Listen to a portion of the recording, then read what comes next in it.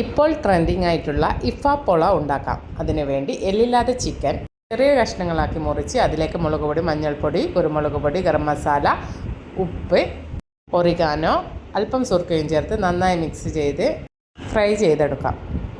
ഇനി ഒരു പാത്രത്തിൽ 4 മുട്ട, ഉപ്പ്, മല്ലിച്ചപ്പ്, ഒറിഗാനോ, ചില്ലി ഫ്ലെക്സും ചേർത്ത് നന്നായി മിക്സ് ചെയ്ത് ഇതിലേക്ക് ബ്രെഡ് ചെറിയ കഷ്ണങ്ങളാക്കി മുറിച്ചതും ചേർത്ത് നന്നായി മിക്സ് ചെയ്ത് നമുക്ക് മാറ്റി വയ്ക്കാം.